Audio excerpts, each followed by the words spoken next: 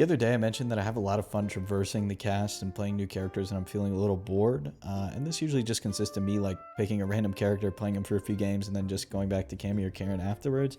But this time it all kind of started out as a joke and led to something much more interesting. You see, Broly keeps hinting, both in private and in public, that he does not want to and is not going to play Chun in Street Fighter 6. And I think it's hilarious because we all know he's going to play Chun at some point in that game. And so after he replied to a tweet that said, I look forward to you bodying people with Chun in 6 with maybe not Chun, I sent him a screenshot of me loading up training mode and saying, you better make me have to take up the reins.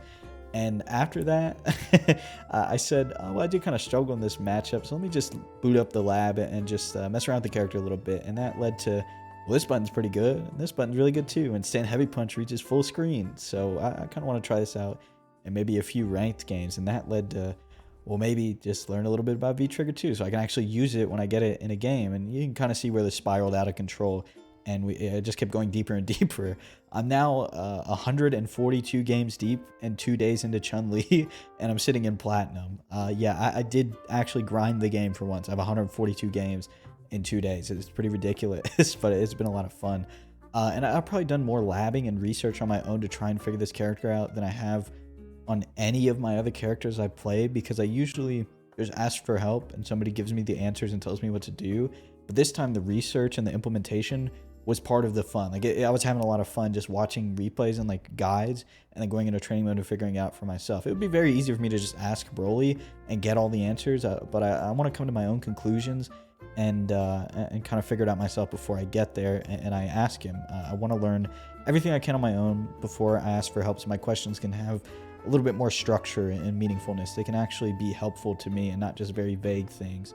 The elephant in the room is probably that you're thinking, I thought you didn't play charge characters, right? Because I made a video a while back that was just titled, I do not play charge characters, because I remember buying this Hitbox controller. Show it to you guys. I remember buying this, and when I got it, a lot of people would approach me at locals and ask if I played a charge character, ask how charge characters work on it. And I would say, I don't even play charge character, I play Karen, right? And they would say that it gives you a significant advantage playing charge characters on a hitbox, which might be true, but I think now after seeing Daigo and Tokido play motion characters on this thing, people realize that it's also very good for motion characters. But I was still curious, right? Because I've been hearing that for so long, and I think that's one of the reasons I've been playing so much, is learning the character is fun, but also learning the new input method of charge is really fun. And some of the cool stuff you can do on charge characters that you can't do on motion characters. And I kind of talk about that idea of the hitbox being made for charge characters. I think it gives you an advantage because you have less throw distance, right? Like on a stick or on a lever, for example, you would have to hold back on the lever and then throw it forward and click punch at the same time, right? So there's a throw distance from moving the lever from back to forward. On the hitbox, as you can see on the overlay, I just have to move my hand from one button to another, and that's it. There's no throw distance. So maybe you can charge things faster. Maybe you can like do inputs faster. I don't quite know yet. I don't quite know the advanced charge maneuvers yet, if you will. I've just been working on the very simple things like adding a little bit of a delay in certain combos to give yourself time to build the charge. Like for example, in one of Chun's combos, you can do, and then you go into spinning bird kick. But right there, the reason I jumped is I didn't put the delay after this to build the charge. So a lot of times you'll just see me go up. Like I'll just go straight up in the air. So what it should look like is this. You can do heavy too, that was medium. But you have to put a tiny little bit of delay in there in order to build the charge. And it's tricky because there's a timing difference. This part has to be quick, while that last cancel in the spinning bird kick has to be slow, and that can throw you off. One thing that I haven't even attempted yet is you can do this into a fireball. So like you hold the charge while you're here and while you're doing crouch medium kick, and then you're able to get a back forward charge somewhere in there. It's some interesting like technique you use by holding up and back or something. I don't know. I haven't really gotten into it. There's a whole section on it in the Chun Discord because it's kind of difficult to do. But that's for later on down the road.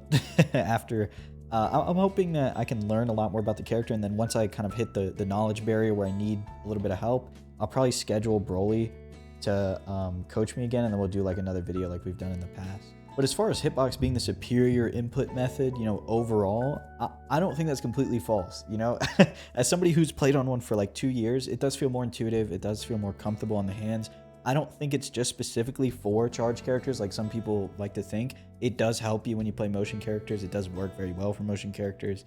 And overall, I think it's a great purchase, right? Once you switch to it and you learn it, you probably will not want to go back to stick. Unless you've been playing on stick for like 20 years or something. I fortunately did not have all of that muscle memory of playing on a stick. So when I switched to this, it was like riding a bike, because I played on keyboards for so many years. I played all kinds of games on keyboard, and this is basically just a keyboard for fighting games. I hope this answers any questions you might have had about the hitbox as far as charge characters and what it's really used for. It is good with charge characters, but it's also good with motion characters, and overall it's just a good input method or input device. So if you're thinking about switching, definitely give it a shot. And if you can try one out before you buy it at a local or something, do that. If you can't, but you want to see how the layout feels, set it up on your keyboard. I think ASD is good for directionals, then spacebar, of course, for jump. And then you can set like UIOP and then JKL and the colon key as your 8 buttons. That setup kind of works pretty well if you're trying to get used to how your hands are going to feel on the hitbox. Thanks so much for watching. If you enjoyed, please consider subscribing, and I'll talk to you again very soon.